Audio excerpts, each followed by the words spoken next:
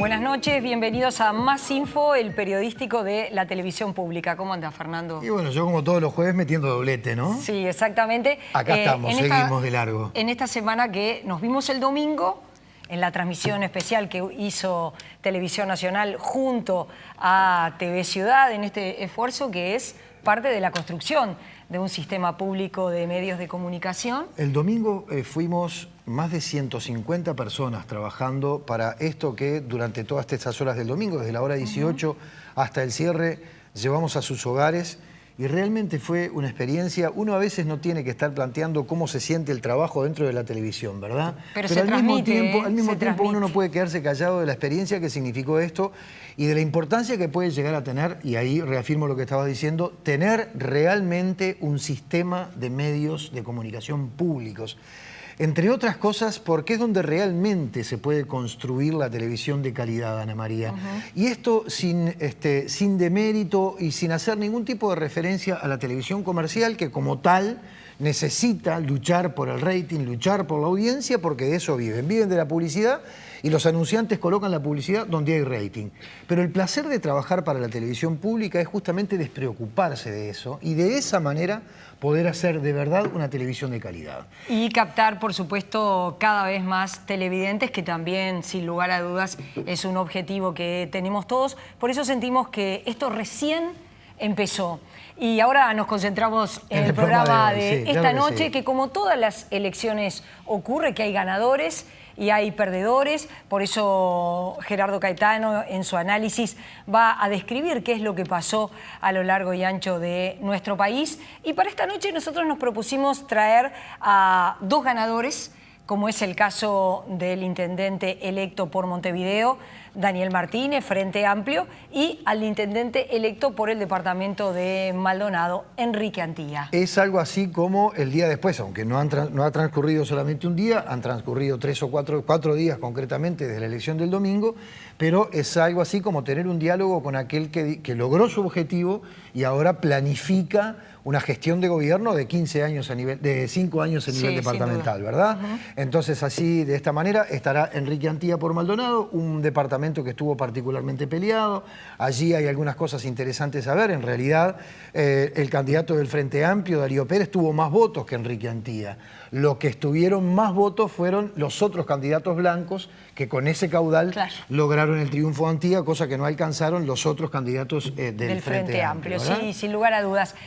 Vamos a empezar ya a hacer un resumen de lo que pasó a nivel nacional.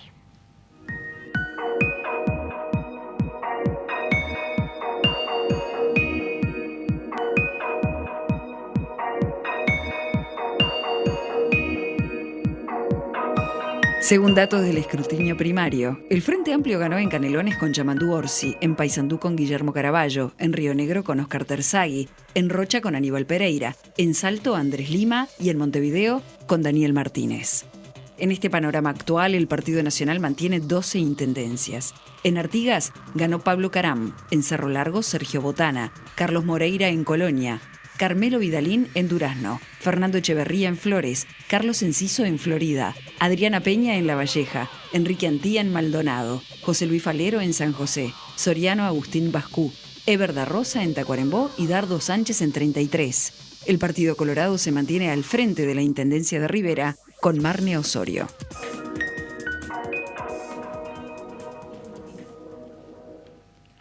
Y ahora, como les decíamos, vamos a un informe de lo que ha sido el triunfo de Daniel Martínez, intendente electo por Montevideo. Daniel Carlos Martínez Villamil, de nacionalidad franco-uruguaya, es ingeniero industrial mecánico y político. Fue presidente de ANCAP y ministro de Industria y Energía. Senador electo por la lista 90 del Partido Socialista, en el que comenzó a militar el mismo año en que se dio el golpe de Estado en Uruguay. En 2009 fue propuesto por el Partido Socialista como candidato a intendente municipal de Montevideo en las elecciones municipales de mayo de 2010. Finalmente, el 29 de enero de ese año, luego de varias negociaciones internas, el plenario departamental del Frente Amplio resuelve elevar el nombre de la comunista Ana Olivera como candidata única por esa colectividad a la Intendencia de Montevideo, dejando a Martínez en un segundo lugar y sin posibilidades de competir. Esta decisión dejó malestar entre los dirigentes del Partido Socialista, quienes llegaron a decir que Martínez fue vetado por los dos grupos mayoritarios del Frente Amplio, el MPP y el Frente Liber Sereñe. Durante la campaña electoral por las elecciones municipales de 2010, Daniel Martínez llamó a votar por Ana Olivera. Hoy, como siempre, lo importante son los montevideanos, nuestra gente. Acompáñame a votar a Ana, a votar al Frente, con la palabra en el 90. Vota Socialistas 90. Dalo por hecho. En el proceso electoral por las comunales 2015, Martínez, al igual que sus otros dos contrincantes frente amplistas, defendió el programa único de esa fuerza política y marcó perfil con algunas propuestas y enfoques propios. Se comprometió en la conformación de un gabinete paritario. Dijo que las dos primeras medidas que tomará serán en el área de recolección de residuos y en de movilidad urbana. Aseguró que pretende generar una estructura de transporte público multimodal que involucre la integración de ómnibus, trenes, tranvías y eventualmente subtes. Planteó la construcción de una rambla hacia el lado de San José, desde Santiago Vázquez hacia el este, pasando por Casaboy y El Cerro. Otro de los puntos es la modificación de la movilidad de la zona portuaria montevideana, así como el acondicionamiento de 150 plazas barriales. También se comprometió a transformar toda la luminaria capitalina a LED, entre otros puntos de su futura gestión.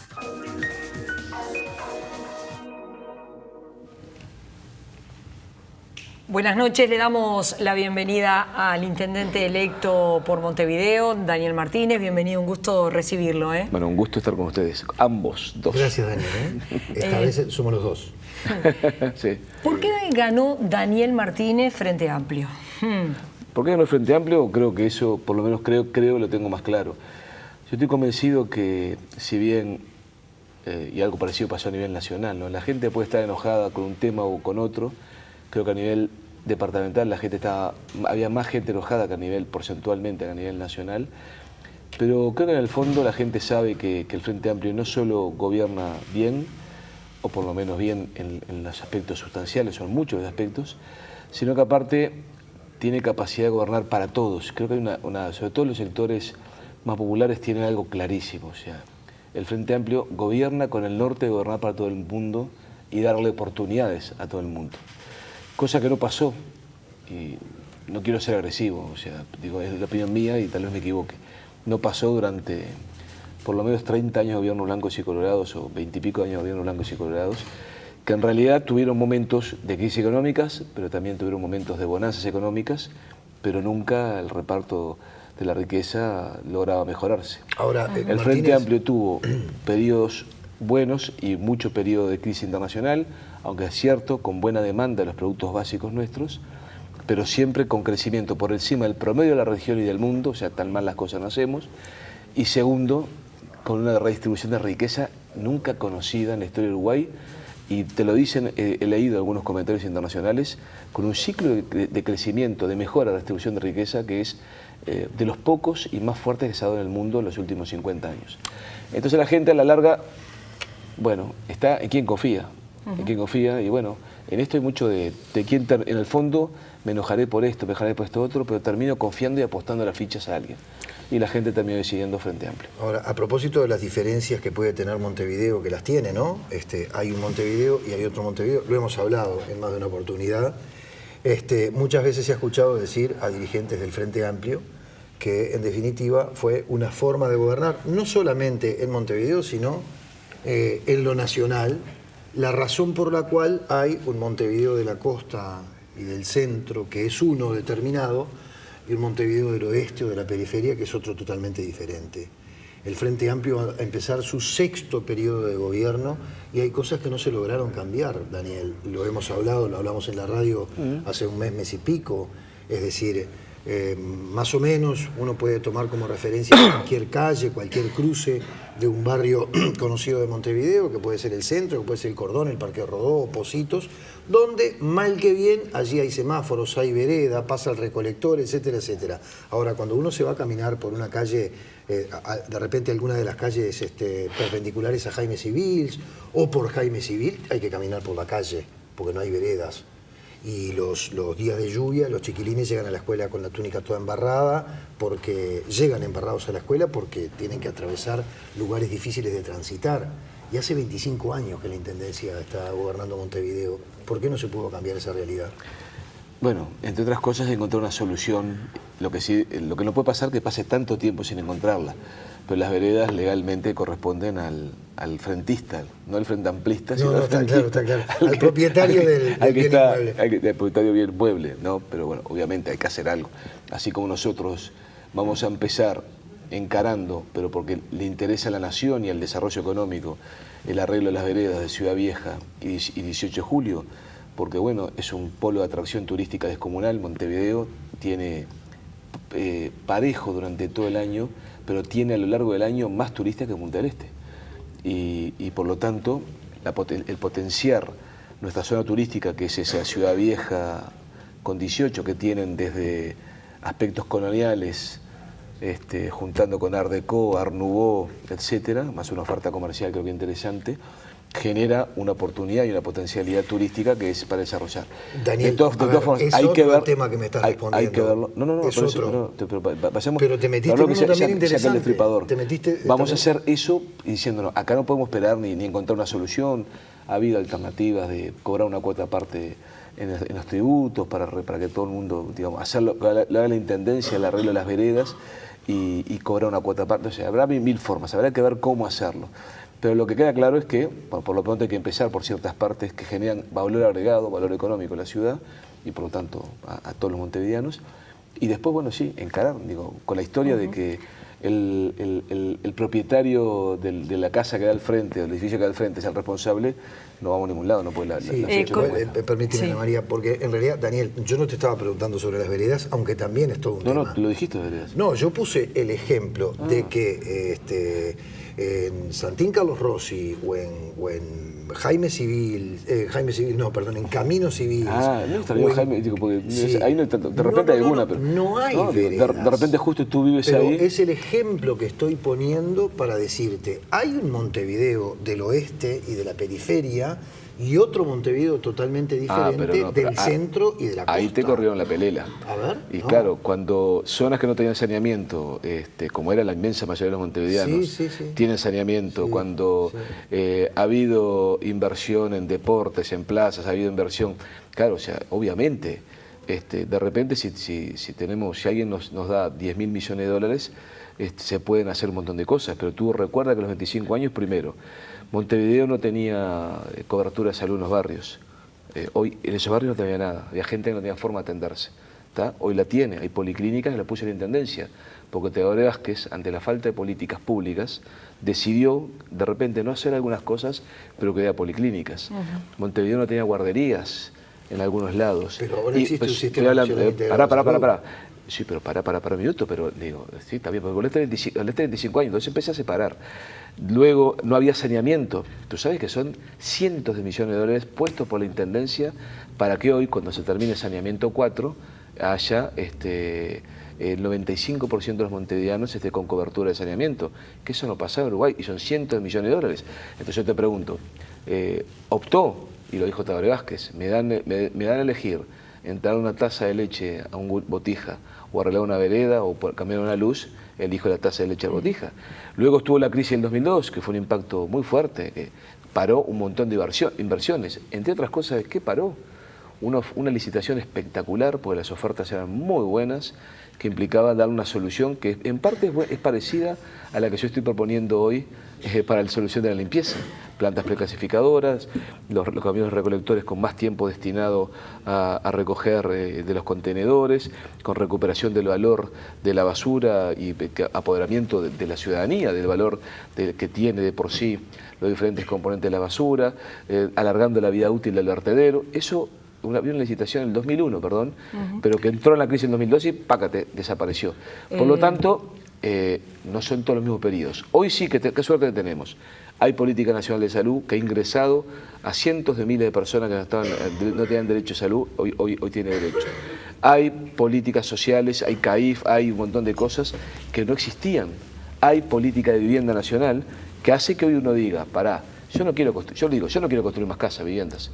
quiero sumarme a políticas eficientes que existen hoy por hoy en materia de política nacional de vivienda y dedicarme a conseguir ¿qué? Los terrenos, dedicarme a especializarme en lo que yo y a los servicios, ¿entiendes? Vamos a la política, además de ser intendente electo, destacado político. Cuando la campaña empezó, mucha gente empezó a decir, Topolansky le gana a Daniel Martínez. Finalmente usted mismo reconoció, me sorprendió el resultado y la diferencia. ¿Cree que hay una derrota allí del MPP y del expresidente Mujica en particular, como algunos han interpretado?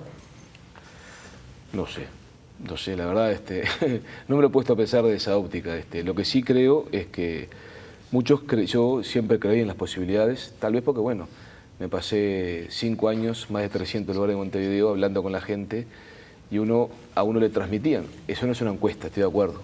Sí son unas cuantas miles de personas con las Fue cuales... una percepción de Mujica, que dijo, si lucía larga, Sí, gana. está bien. Tal vez, lo vuelvo a decir, la soberbia es una espantosa consejera. Yo puedo decir lo que yo sentía, lo que recibía de la gente, que me decía, yo quiero pila a Lucía y al Pepe, pero el candidato a la intendencia eres tú. Durante 5 años en todos lados. Gente que decía que tenía la bandera del MP en la casa, ¿no? Y entonces yo decía, bueno, no puedo asegurarlo, pero yo siento que soy, por lo menos puedo competir. Ganaré o perderé, pero puedo competir. ¿Estuviste con ellos esta semana? No, pero creo que se iban al exterior, ¿no? Bueno, creo que se iban. Yo tenía entendido que se iban No, el estuve sábado. con Lucía el día Sí, claro, el domingo, estuvimos juntos, no juntos. Pero después no los has visto. No. Sí, se fueron hoy para Yo sabía que España. se iban a España y después iba a Italia. ¿Ha hablado con Tabaré Vázquez? Me llamó, que fue el primero que me llamó, creo que 9:15 de la noche, al ratito que se había dado la confirmación, por lo menos la proyección de que yo era el próximo intendente electo, por decir así, como me dicen. Me llamó Tabaré inmediatamente, muy afectuoso. No hablamos de nada, hablamos más que nada de vamos arriba, contá conmigo, te felicito, hiciste una excelente campaña, muy unitaria, muy frente amplista, yo qué sé, esas cosas, pero no más. ¿Usted asume que mucha gente ya a usted lo empieza a ver como uno de los candidatos del Frente Amplio 2019 comparecidos con Tabaré Vázquez? Por suerte yo no. No, yo le tengo pánico, no pánico. Hay un riesgo.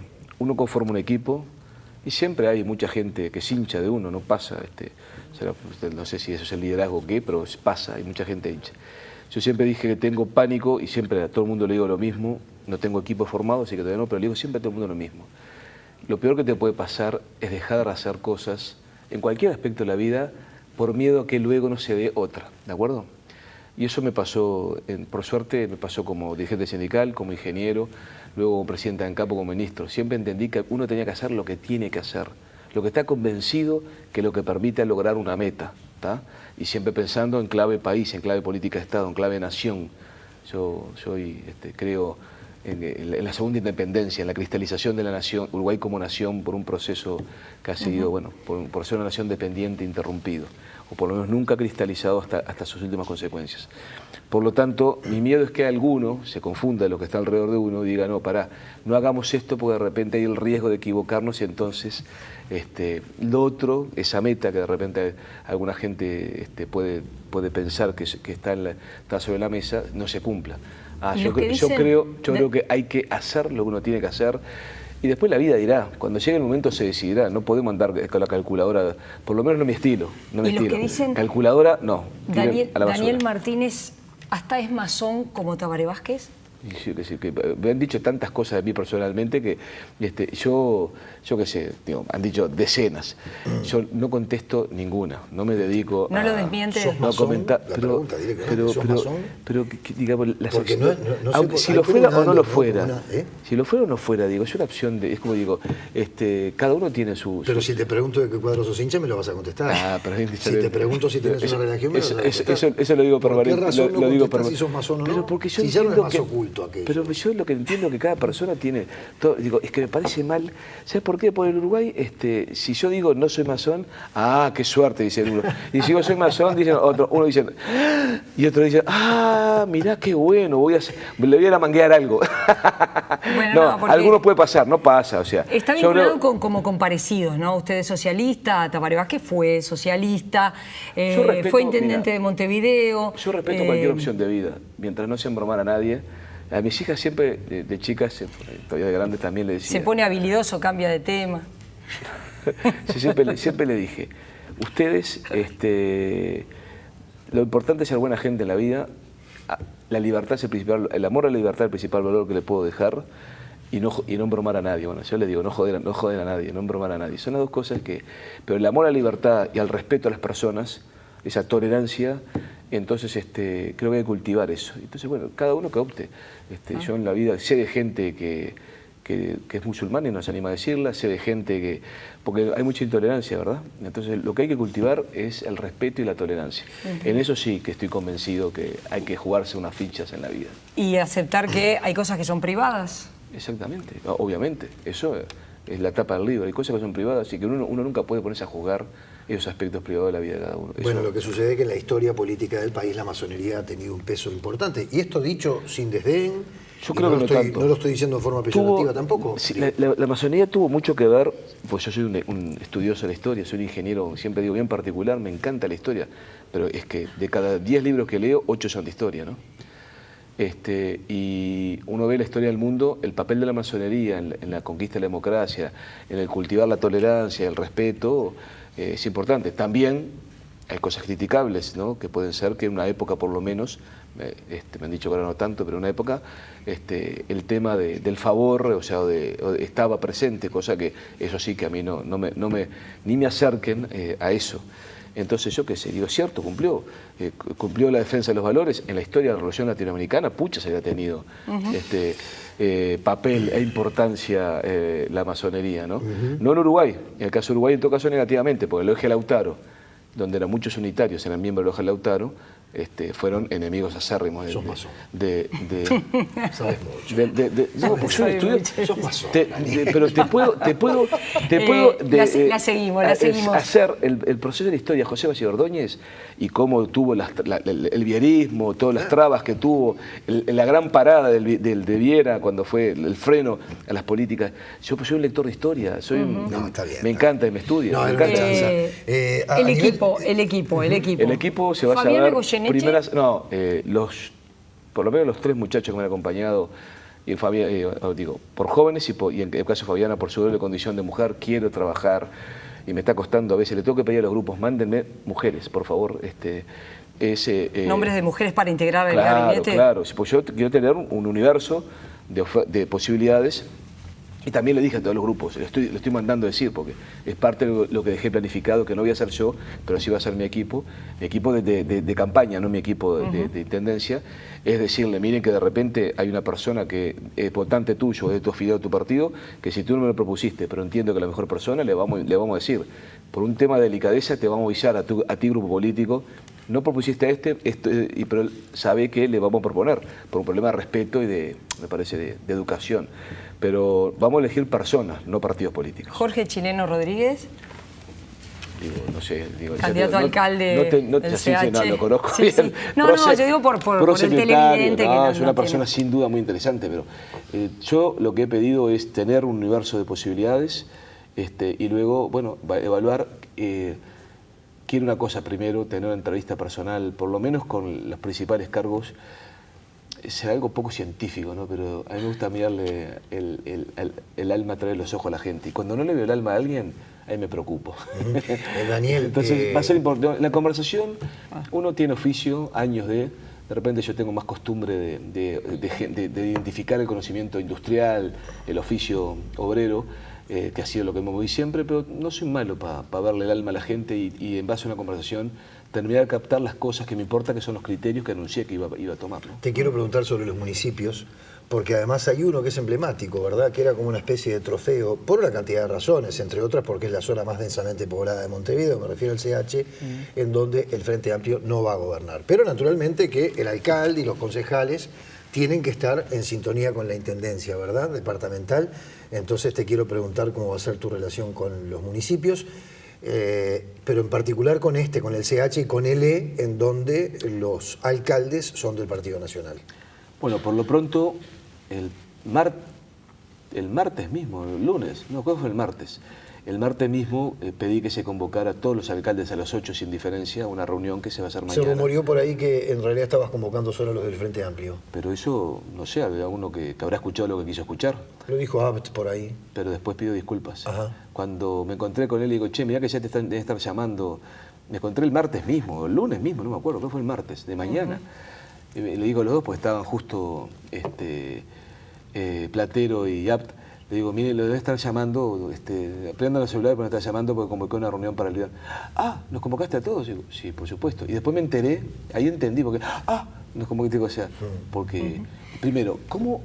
Yo no entiendo, a 24 horas del acto, no 24, menos de 24 horas del acto electoral, se suponía que yo digo, fue alguien que digo, a alguien le pasó mal, no sé si con mal el hecho o no, le pasó mal el dato apto. Pero le quedó claro, él le quedó claro, y que no, que nunca se me ocurrió otra cosa que convocar. ¿Le va a pedir a la oposición nombres también? No. ¿Es su idea? No, ahí voy a buscar yo, de repente se me ocurre alguno que sea, o de la Intendencia, o de fuera de la Intendencia, que cumpla mejor que nadie los criterios y lo llamaremos. O sea, y no invento nada. Graciela Tonelo o Susana Gali son dos ejemplos emblemáticos de las gestiones de Tabaré y de Arana que no pertenecían al Frente Amplio. Una tenía historial colorado por lo menos y se otra ha dicho, claramente blanca y hicieron excelente gestión. Se ha dicho, es un error que Daniel Martínez intente ignorar a Edgardo Novick, que fue el candidato independiente del Partido de la Concertación y el que obtuvo más votos. Primero, nadie es dueño de la verdad y de repente me equivoco, solo que no lo ignoré. ¿Qué dije yo? Yo primero parto que la democracia se basa en la institucionalidad. La institucionalidad lo representan los partidos políticos. La concertación fue expresado como una forma de acumular votos de los dos partidos políticos históricos, blanco y colorado del país. Por lo tanto, a mí me pareció que lo importante era reunirme con ellos, hacer una serie de planteos y preguntarles qué hacemos. ¿Con quién me reúno de la concertación? Me reúno con los 3 candidatos, pero respetar primero la institucionalidad. Yo no tengo ningún problema en reunirme con los 3 candidatos. Claro, es decir, la concertación en la oposición en la Junta Departamental de Montevideo. Vos estás preguntando cuál es el referente de la concertación. ¿Qué se te respondió? Como institucionalidad, no, todavía no. Yo lo que hice es, salió la carta y el llamado al Partido Colorado y al Partido Nacional para reunirnos después de que vuelva de lo que yo creo que es un merecido descanso, del sábado a sábado. Bien, pero Novick subyace después de las elecciones del pasado domingo como el líder de ese partido político. Pero formalmente es un partido político. Para mí la democracia no son personas, la democracia son instituciones. Por lo tanto, seguramente el Partido Nacional, el Partido Blanco y el Partido Colorado me digan, reunite con los 3 candidatos y con gusto le voy a llamar. Nos sentaremos, conversaremos. ¿No te resulta raro, entre otras cosas, porque hay un fenómeno que realmente es histórico? Por primera vez el Partido Nacional y el Partido Colorado no tienen legisladores departamentales, no tienen No, con el Partido Nacional sí. No, en la Junta Departamental. El Partido Nacional sí. No. Tiene 4 ediles. Los 3 la concertación. Está bien. Sí, también se puede decir que buena parte de los Novick son de origen colorado, o casi todos. Puede ser, objetivamente hizo la campaña del doctor Jorge Valle. Está bien, pero por eso mismo, tú recuerdas cómo fue la concertación. Las convenciones de los 2 partidos departamentales, los partidos autorizaron a la conformación de un grupo, nombraron a autoridades formales, fictas, por decir así, perdón. Creo que el presidente Julio Herrera, ¿no? Creo que el de la concertación, un amigo de muchos años, fue ministro de Industria, ¿recuerdan? Claro. También fue director nacional de Trabajo. Yo lo conocí cuando yo era dirigente del PCNT y negociaba con él. Siempre me decía, tú algún día vas a terminar siendo blanco colorado, no te preocupes. Y lo veo y le digo, lo peleo, ¿viste? No fui, es un amigo, ¿no? Es un amigo, lo respeto mucho y además doy fe que fue un buen ministro de Industria, por lo menos en algunos aspectos, ayudó a promover la industria nacional. Y entonces te dice, bueno, ahí estará... Entonces fue una cosa formal, no sé, digo, yo qué sé, yo voy a las fuentes, quienes conformaron el Partido de Concertación fue el Partido Nacional y el Partido Colorado. Si el Partido Nacional y el Partido Colorado me dicen, reunite, y yo ningún problema. Yo digo, si hay algo que tengo capacidad para romper boletas de facturas. Gracias por haber venido, ha sido un gusto recibirlo y volvemos a conversar en cualquier momento. Pero muchísimas gracias. Hacemos una pausa, volvemos enseguida.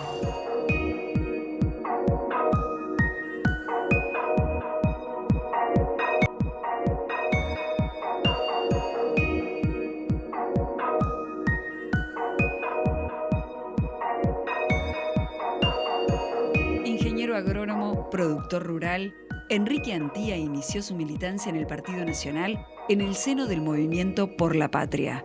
Fue electo diputado suplente y edil por el departamento de Maldonado al retornar la democracia en 1985. En las elecciones municipales de 2000 salió electo intendente de Maldonado. En 2004 adhirió a la candidatura de Francisco Gallinal en la lista al Senado para las elecciones nacionales. Fue electo. Se volvió a postular a intendente en Maldonado en 2005. Fue derrotado por Óscar de los Santos del Frente Amplio. Ahora, Enrique Antía vuelve a ocupar el sillón municipal, siendo esta la cuarta vez que se postula. Para Antía, el primer problema de Maldonado es la seguridad, y para eso, una de las soluciones que plantea es hacer una inversión pública en un sistema de monitoreo municipal completo que abarque a todo el departamento, coordinado con el Ministerio del Interior. El centro de monitoreo no solo se ocuparía de la seguridad, sino del tránsito y del contralor de otros servicios, como el de transporte, por ejemplo. Antía también propone reorientar el rol de los inspectores de tránsito.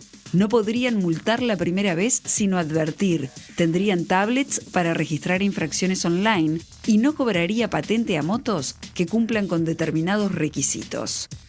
Antía también se propone impulsar un puerto de cruceros en Piriápolis, la construcción de un puente en ruta interbalnearia y la 37, así como una rotonda donde esa ruta empalma con la 9. Por otra parte, planteó mejorar el puerto de Isla de Lobos para armar un circuito turístico. Estas son algunas de las propuestas que el recientemente electo intendente de Maldonado planteó en la campaña. Buenas noches, le damos la bienvenida al intendente electo de Maldonado, Enrique Antía, uno de los ganadores del domingo pasado. Bienvenido, un gusto recibirlo. Buenas noches, gracias a ustedes por recibirme. Por favor, ¿alguna corrección para hacer sobre lo que acaba de plantear el informe? Sí, porque hay... Siempre hay una corrección para hacer. Claro, no, porque hay algunas propuestas que son propuestas que yo llevé adelante en la campaña nacional.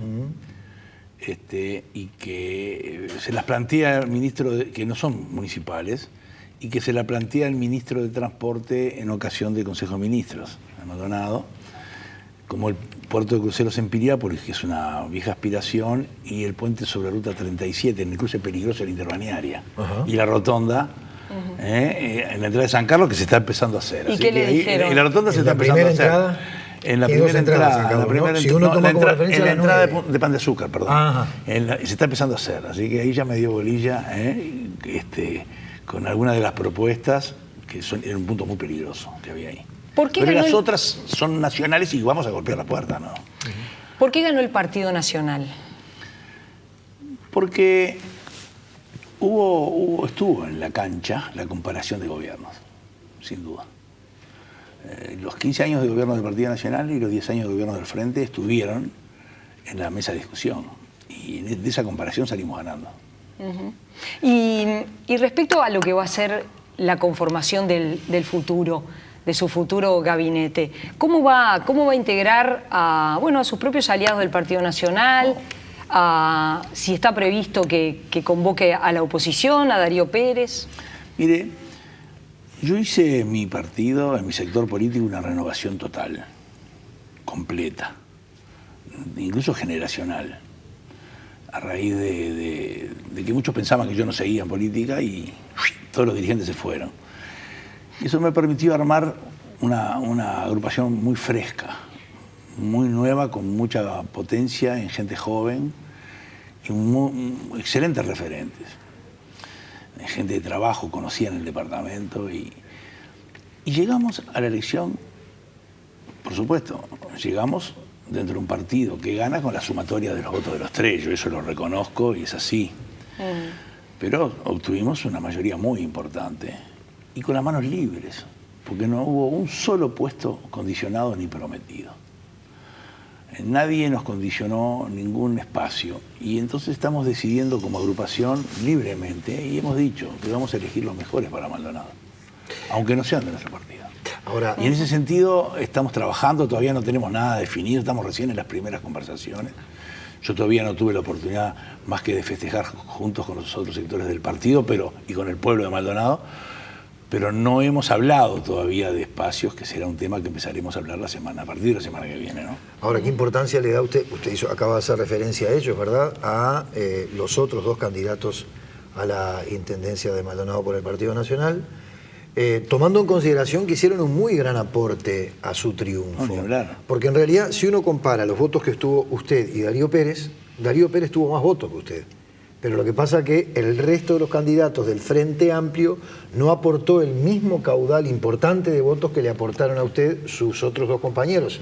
Y al mismo tiempo contendores, ¿no? Porque en la interna son Bueno, pero contendores. eso es una historia vieja que se vuelve a repetir, porque cuando yo perdí la elección pasada pasó lo mismo. Sí, El más sí. votado en Maldonado fui yo. No, pero está bien, pero... Y en este Le momento... planteo esto para preguntarle cuál es la consideración que usted va a hacer sobre eso No, está a la claro. hora de sentarse a hablar con Está Rodrigo claro Grassi que tenemos y que invitar con- Está claro que tenemos que invitar a los otros sectores del partido a que participen del gobierno. Eso no tiene...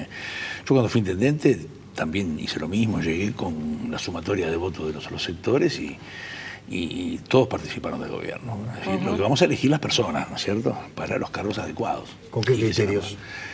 que sean gente capacitada para el cargo y que tenga compromiso con Maldonado. No precisamente tienen que ser técnicos. En algunos lugares pueden ser técnicos y en otros no. Yo creo más en el compromiso con la comunidad y en el compromiso con el trabajo que con el cargo técnico. ¿Cómo es su relación? Los técnicos se contratan para asesorar. Los políticos, sí. Los políticos y el compromiso con la sociedad no se inventa. Se tiene compromiso o no se tiene compromiso. Y eso es muy importante. Ahora, usted acaba de... Perdóname una cosita, Sí, Ana María, porque sí. usted acaba de decir una cosa que en realidad antes de las elecciones, antes del domingo pasado, todo el mundo, todos los candidatos en todos los departamentos en todo el país lo tenían como algo, al contrario, algo que iba, que estaba siendo utilizado para criticar a los partidos que querían permanecer en el gobierno, en los gobiernos departamentales. Y es los contratos. Cuando en realidad contratar gente, independientemente de lo que es la plantilla de funcionarios de una intendencia, me parece a mí que debe ser algo necesario. Entonces, ¿por qué en campaña los contratos se cuestionan tanto y luego todo el mundo reconoce que son necesarios? Yo nunca cuestioné los contratos. Para gobernar precisamos de gente que sepa del tema. Y yo me apoyo mucho en los funcionarios municipales. Ojo, me voy a apoyar mucho en los funcionarios municipales porque conozco muchos funcionarios municipales muy capaces de adentro y que hoy fueron dejados de lado. Pero cuando uno tiene que contratar técnicos o asesores para determinadas áreas, lo tiene que hacer porque, es decir, nadie sabe todo. Es necesario trabajar con conocimiento técnico y si uno no lo tiene en su casa, lo tiene que ir a buscar al mercado, al costado. Está bien, pero yo la verdad que no me acuerdo porque es difícil acordarse tantos candidatos, es difícil acordarse los planteos de cada uno, pero reconoce usted seguramente que previo a las elecciones siempre se hacen cuestionamientos permanentes sobre los contratos, sobre los asesores, Generalmente, y sobre las personas de confianza. generalmente no es mi caso. Y en Maldonado no se habló mucho de eso. ¿Usted empezó ya la transición? No se habló mucho de eso, no fue un tema de campaña. Sí, fue un tema de campaña el exceso de cargos de confianza, sí. Fue un tema de campaña. Pero y eso no, pero digo, contratar una persona que lo asesore desde lo técnico no es un cargo de No, confianza. son dos cosas distintas. Hay cargos Sí. de confianza y cargos de contrato de asesores. Son dos cosas distintas en la gestión. Ya empezó la transición. Usted ha hablado de un déficit importante que prevé que va a recibir cuando asuma. Sí, la transición empezó el primer contacto oficial. Nosotros fuimos con compañeros de la agrupación a reunirnos con la intendente y con su equipo y acordamos cómo vamos a movernos. En definitiva, todavía no empezó la transición formal, pero sí acordamos cómo íbamos a movernos. Ya fijamos que los martes son días que ella va a disponer de su agenda libre para poder coordinar con nosotros y a partir de ahí vamos a nombrar equipos en las áreas principales para empezar a transferir información. Y lo tenemos que hacer porque hay contratos que siguen, obras que están en ejecución, obras que se empiezan, obligaciones a futuro. Todo va a estar el tema de las cuentas de la Intendencia, por supuesto. ¿Tiene alguna información adicional de cómo están las cuentas? Hasta ahora sé que hay un agujero negro, pero el tamaño del agujero hay diferentes versiones. ¿Por qué dice sé que hay un agujero negro? Y porque si hay un intendente saliente que dice que el déficit es de 40 millones de dólares, que es un agujero inmenso. Sobre todo después de haber tenido tanta recaudación en estos años y no haber obra pública, es incomprensible ese agujero. Por otro lado, un intendente del Frente Amplio que aspiraba a llegar, cuyo asesor principal es subdirector de Hacienda de ese gobierno. Pero no había buena relación, y sin embargo era subdirector de Hacienda. Y habla de 65, 70 millones de dólares. Y por otro lado, alguien que es muy conocedor de las cuentas de la Intendencia, a mí más de una vez, y públicamente lo ha dicho, me lo dijo a mí y lo dijo públicamente a la prensa, que el agujero es de más de 130 millones de dólares, que era el contador Alcorta, que sabe, de eso sabe, hoy senador suplente. Entonces, hay diferentes versiones, vamos a ver con qué nos encontramos. Después, a partir de ahí, según con lo que nos encontremos, es la manera de encarar una cosa u otra. ¿No? ¿Y eso qué significa? Porque, por poner un ejemplo, antes de ayer estaba acá en el canal con nosotros el intendente electo de Salto, que dijo que seguramente estará llevando a la justicia penal una cantidad de situaciones que tienen que ver con el estado financiero de la intendencia de Salto. Le traslado la pregunta a usted, ¿va a auditar primero? No, nosotros no podemos llevar a la justicia penal lo que no tenemos demostración. No, está claro, por eso. Entonces lo que nosotros vamos a hacer es auditar eso, sin duda. Cuando hay tantas dudas, lo primero es transparentarlas, que la gente sepa lo que está pasando, y seguramente habrá auditorías en las diferentes áreas de la intendencia, que eso es normal. A mí me hicieron una auditoría durante 6 meses, estuvo un equipo de la Universidad de la República y otro de la Auditoría Interna de la Nación revisando expedientes. Y revisaron hasta el canto de la hoja. Y no tuvieron un solo expediente para denunciar, ¿eh? Y revisaron hasta el canto de la hoja. Y lo sé de primera mano, porque mi consuegro era el director notarial de la Intendencia. Entonces me decía, che, mira, me pidieron tal expediente, voy a entregarle todo. Me pidieron el otro. Y dice, no pueden creer que haya sido tan prolijo, no lo pueden creer. Usted ha dicho que... ¿Su consuegro sigue estando en la Intendencia? No, se jubiló. Usted decía, bueno, en junio va a seguir como diputado, después va a renunciar. Cuando renuncie, leí por ahí que usted tiene ganas de decir un conjunto de cosas. Yo el día de la renuncia voy a decir algunas cosas, sí, pero dejemos la expectativa. Dejemos la expectativa. Porque si no nadie va a escuchar lo que digo. Pero a ver, ¿por qué la expectativa? A ver, y seguramente esto también, es decir, le planteo esto y Ana María coincidirá conmigo porque nos conviene, ¿verdad? Nos gustaría que avanzara un poco. La expectativa. Y bueno, pero capaz que si después que digo eso, ustedes me invitan a un programa y la fundamento. Ah, bueno, está muy bien, está muy bien. Entonces ahí tengo más tiempo. Ahí está. Tengo más tiempo, así que le digo eso ahí. Después me invitan a un programa y encantado. Después vemos. Pero es el mero manejo mediático el que lo lleva a usted por ahora a mantener el silencio, o hay alguna razón especial por la cual en este momento no quiere decir lo que va a decir cuando deje el Parlamento? Exactamente, eso es algo personal. Tampoco puede decirnos la razón por la cual... Permítame. Me invitan después y encantado. Sí, cómo no. De alguna manera, un término de... Yo soy de decir todo, nunca me guardo nada, ¿eh? Así que después lo que me quieran preguntar... Tranquilo. Un término que no es muy técnico. ¿Se siente cascoteado por amigos y adversarios? No hablemos de enemigos, que no hay enemigos. De amigos y adversarios. Porque usted dice, bueno, pensaron que me retiraba de la política, me dejaron solo, yo armé mi agrupación y acá estoy, intendente electo. Y por otro lado, los adversarios, que bueno, que lo han criticado bastante. La política es muy dura, es brava y en todos los órdenes. Yo siempre... digo, prefiero la vaca del tambo, y la vaca del tambo no traicionan. Y eso que uno les da vacuna y las vacunas y las vacunas. Pero yo me he llevado mis palos, mis golpes en la política con compañeros de agrupación, más de una vez. Y eso a veces es duro, cuando no había razones ninguna para abandonar la agrupación, más que una decisión personal. Pero en fin, eso pasó, pero eso es viejo. Y a mí he tenido la satisfacción de que en este periodo electoral, yo recuerdo haber visto en la televisión, no me lo contó nadie, festejaban y cantaban que habíamos perdido la interna. Compañeros del partido, y se abrazaban. Y ahora encajamos una paliza machaza en la interna. Entonces también hay una satisfacción personal en eso, créame, porque no solo nosotros, sino que los compañeros también se sentían que no eran nada. Había algún periodista que nos dijo cuando empezamos la campaña, que es amigo, ¿no? Nos lo dijo en un mal tono. Y dice, pero vos con esto pensás ganar. Y miraba para el costado los 3 o 4 compañeros jóvenes que teníamos. Y con ellos ganamos. Ahora, porque son gente de trabajo buena y querida Maldonado. Y se agrandó la agrupación porque era gente intachable y se empezó a sumar y sumar. De alguna manera lo relaciono con algo Por sobre eso lo cual son cuentas que no hay que pasar. Pasaron, la ciudadanía Ya es la fue. que decide, ¿no? le quiero preguntar, vinculado a esto que está diciendo, sobre cuál es el estado en el cual usted ve que está el Partido Nacional en este momento con respecto a los liderazgos. Uno tiende a pensar, o la gente tiende a pensar, cuando habla de los liderazgos, en dos grandes facciones, una liderada por Luis Lacalle Pou y la otra por Jorge Larrañaga. Son dos sectores importantes, cada uno con su líder, ¿no? No hay un líder del partido. No Son hay. dos sectores importantes, cada uno con su líder. Y hay diputados, senadores, intendentes que están en corrientes distintas hoy día, ¿no es cierto? Y eso, más los liderazgos no son rígidos. Y hoy día los liderazgos tampoco son liderazgos personales, créanme. Hoy cada día más se habla de liderazgos de equipo, de grupo, compartidos. Es toda una tendencia en el mundo de que hay liderazgos compartidos, que me parece que es un poco lo que al mundo moderno nos va llevando. ¿Hay un liderazgo compartido en el Partido Nacional a su No, hoy juicio? no, hoy hay dos ¿O sectores. no hay liderazgo? Hoy hay dos sectores, cada uno con su liderazgo.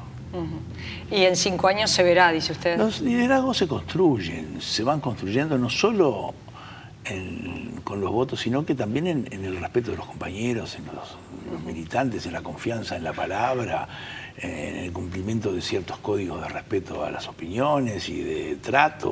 Y Lacalle Es Pou, algo- que ganó las elecciones internas el año pasado, razón por la cual fue candidato único a la presidencia de la República, ¿no construyó ese liderazgo? ¿No pudo? Sí, de su sector sí. No, del partido. No, de su sector. Porque, por ejemplo, en esta elección departamental, en Maldonado, él repartía listas de quienes estaban contra mí y hablaba que hay que apoyar al otro candidato. No, yo no me sentí representado nunca por eso, a pesar de que yo lo voté en lo nacional. Está claro. Nos trasladamos al 9 de julio, cuando usted asuma. ¿Qué es lo que primero, más allá de lo que hablábamos, de las auditorías, qué es lo que usted primero dice, bueno, de esto es lo primero que nos vamos a ocupar? Créeme que lo primero que me voy a ocupar antes del 9 de julio es elegir la gente adecuada. Es muy importante eso. De pronto hay algunos que no le dan la suficiente importancia. Nosotros vamos a hacer un equipo mixto entre gente con experiencia y gente nueva, porque la mezcla de la experiencia también y la fuerza de los nuevos, el empuje de los jóvenes, de gente del sector privado y gente de funcionarios municipales, la experiencia de los que estuvieron adentro, de mi partido y de fuera de mi partido. Y eso va a ser así. Se habló del exministro de Economía, Isaac Alfi. Isaac Alfi no va a ser director, va a ser un asesor personal mío, eso fue lo que hablamos con él, y somos amigos. Nos hicimos amigos en la crisis y nos hicimos amigos en el Senado.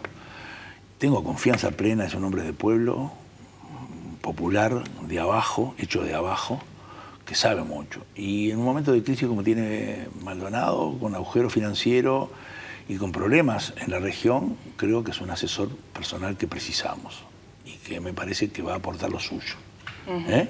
Y nos va a dar respaldo necesario. Maldonado es muy importante en la región, en el país. Creo que es una señal también de que vamos a hacer las cosas bien. Si no, el Lito no hubiera aceptado trabajar con nosotros, porque es de otro partido, pero es la persona en quien confiamos. La Secretaría General es un cargo muy importante. Es de confianza del intendente. Exactamente. ¿En quién está pensando? Eso es secreto aún.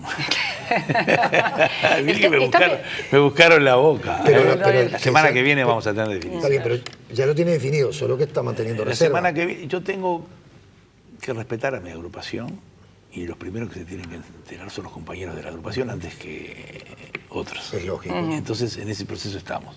No he tenido tiempo ni de conversar con los compañeros prácticamente, porque he pasado con la prensa y he pasado agradeciendo en todo el departamento el apoyo enorme de la gente, y entonces como que hay que darle el tiempo a las cosas, ¿no es cierto? Y sobre todo respetar a los compañeros que trabajaron, apostaron, y no se pueden enterar por terceros ni por la prensa cuando ellos merecen el lugar que tienen, ¿no? ¿Amnistía tributaria habrá para...? Vamos a hacer algo para ayudar a hay un atraso sobre todo en determinados niveles, va a ser acotada dentro de determinados montos. Y sobre todo también vamos a hacer una amnistía por el lado de la regularización de construcciones, que hay mucha gente que tiene problemas de regularizar su vivienda, el parrillero del fondo, el cuartito que agrandaron porque nació un hijo, y está muy preocupada y además es un elemento de reactivación de la mini empresa de la construcción, de la pequeña empresa, del sanitario, del eléctrico. Hay mucho para regularizar en todo el departamento, y aparte es bueno que se regularicen para que puedan pagar los impuestos correspondientes, ¿no? ¿Apostará a la obra pública? Vamos a hacer, sí. Uno de los elementos para recuperar trabajo, que Maldonado hay problemas grandes hoy, es que empieza a haber obra pública, que no la hubo. Obra pública municipal. No la hubo en este periodo, en 10 años, a pesar del chorro de plata que había. 210 millones de dólares por año, es mucha plata para un gobierno departamental, y no hubo obra pública. Hay atraso en la obra pública. Entonces, la obra pública departamental va a ser un rol. Pero yo tengo una experiencia de gobierno que me hace equilibrar el presupuesto en inversión en obra pública, pero inversión en la comunidad. Nosotros vamos a invertir también mucho en nuestra gente. Hay necesidad de conformar una sociedad a partir de una mezcla inmensa de gente de Maldonado y gente venida de todo el país que hoy tenemos. Tenemos que formar un maldonadense, digamos, y para eso la inversión en la sociedad en distintas áreas es fundamental. Tenemos que invertir en los jóvenes, tenemos que invertir en políticas de deporte, tenemos que invertir en capacitación para el trabajo, en capacitación para los servicios, en capacitación para las oportunidades, porque hay mucha gente que le está faltando. Tenemos que invertir en resolver temas de asentamiento y también temas de indigencia que existen, y muchos, sobre todo en un departamento como Maldonado, donde entre alguien que viene a descansar, a vacacionar merecidamente porque trabajó todo el año y es un empresario realmente exitoso y trabajó, y el asentamiento, hay abuelos de pájaro, hay 1 kilómetro, 1,5 kilómetros, entonces tenemos que integrar la sociedad. No, y hay uno concretamente en una zona turística allí. Sí, pero entre el más lejos hay 2 kilómetros. Del puente de la Barra, ¿no? Por eso, y tenemos que integrar la sociedad y que sepan que unos precisan de los otros, y todo eso requiere una inversión en la cabeza que tiene que formar parte de un presupuesto. Bien. Antía, gracias por haber venido. Volvemos a conversar en cualquier momento, así nos cuenta lo que va a decir después en la Cámara de Diputados. Ya viste, me gané un programa. Exactamente. Está bien. Muchas gracias. Me sirvió este momento para agradecer. Te robo una cortita. Dale. El agradecimiento a todos los que apostaron a nosotros, la verdad. El triunfo nuestro es de todos los que apostaron. Gracias por haber venido. Hacemos una pausa, volvemos enseguida.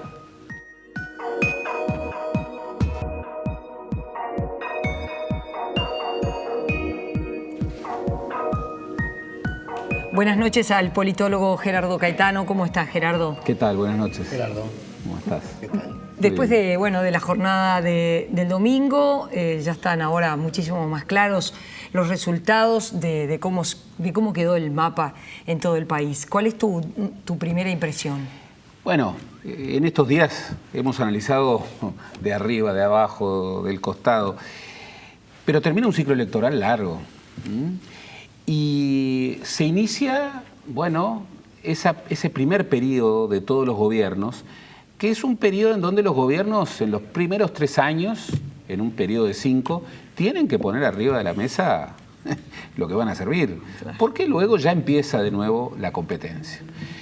Y aquí hay un partido que sale muy mal y que tiene, bueno, un horizonte de desafíos realmente muy incierto, que es el Partido Colorado.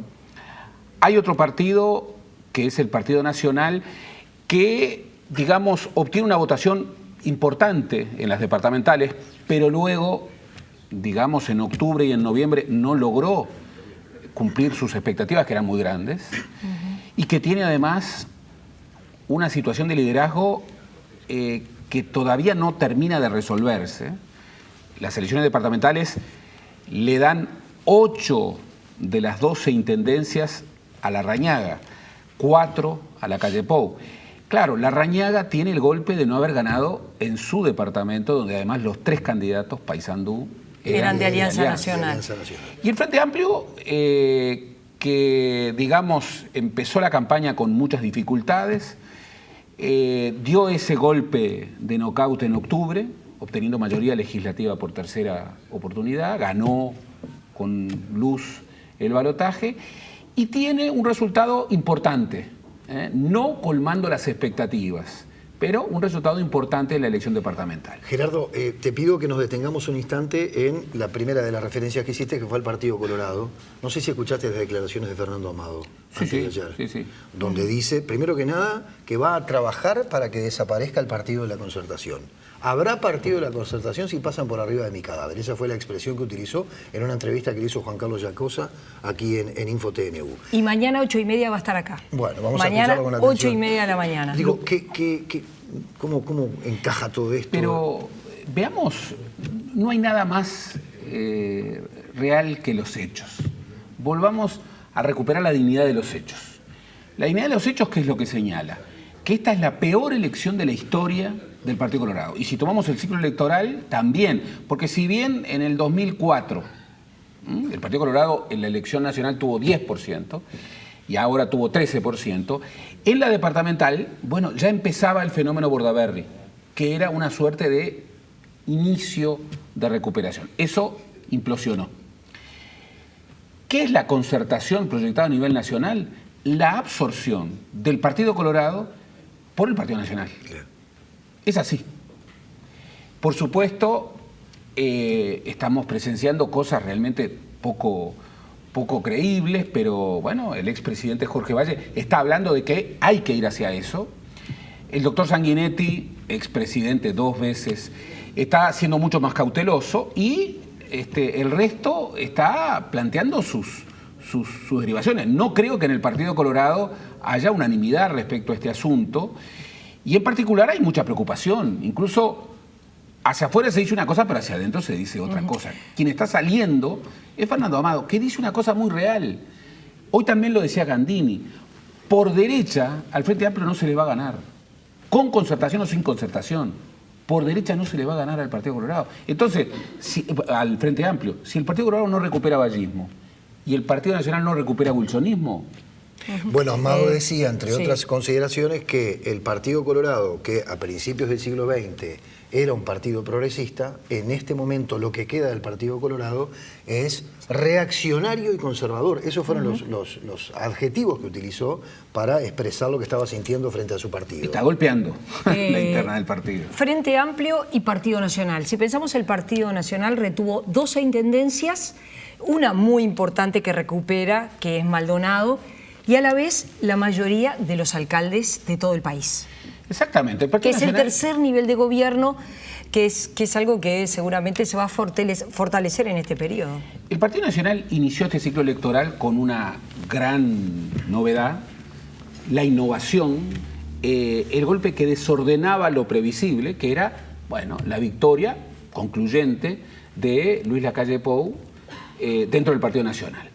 Y tiene ese espacio de campaña en donde, bueno, pareció que Lacalle Pou podía llegar a ser el presidente. Ahora, hay toda una discusión que tiene una dimensión científica, en donde hay muchos que sostienen fue toda una realidad virtual. Yo no lo creo. Yo no lo creo. Yo creo que hay que discutir mucho lo que pasó el año pasado, pero quien diga que el año pasado nunca estuvo en juego la presidencia del Frente Amplio, yo creo que se equivoca. Yo creo que se equivoca. Y que hay que analizar con mucha precisión lo que ocurrió. Lo que es cierto es que Lacalle Pou no cumplió las expectativas y la victoria concluyente del Frente Amplio en octubre, el 26 de octubre, tuvo la dimensión de un golpe de knockout, de un golpe que deja grogui a los adversarios. ¿Por qué? Porque la expectativa era muy otra, como todos debemos recordar, era muy otra. Era que no había mayoría legislativa, que la mayoría legislativa la tenían blancos y colorados juntos y que quien pasaba a la segunda vuelta, que era Lacalle Pou, tenía posibilidades ciertas de competir. Nada de eso ocurrió. Pero ¿cómo termina el Partido Nacional? El Partido Nacional siempre termina fuerte en las departamentales. Históricamente siempre ha sido mayoritario en el interior, ha tenido históricamente la mayoría de los departamentos y ha tenido dificultades siempre en Montevideo y Canelones, siempre. Los colorados, a comienzos del siglo, ¿cómo preparaban las elecciones? En Montevideo y Canelones ganamos, y ganamos por distancia. Tenemos que votar muy mal. ¿Se puede ganar el país si no se gana Montevideo y Canelones? Yo creo que es muy difícil. Incluso me animaría a decir que no. Por lo menos quien no compita mano a mano en Montevideo y Canelones no gana la elección. Y ahí hay un gran desafío. Hay un gran desafío para el Partido Nacional, que es el retador, que es, bueno, el Partido Nacional no termina de cuajar en Montevideo y Canelones. Y si no termina de lograr esa competitividad en Montevideo y Canelones, es muy difícil retar al Frente Amplio. ¿Cómo viste al Frente Amplio en todo el país? Y el Frente Amplio tuvo una votación más que aceptable porque tiene una gran derrota. Una gran derrota en Maldonado. Maldonado es un departamento importantísimo. Es el tercer departamento en Producto Bruto, en población. Es un departamento muy importante, con una proyección muy importante, y ahí había un pleito fundamental.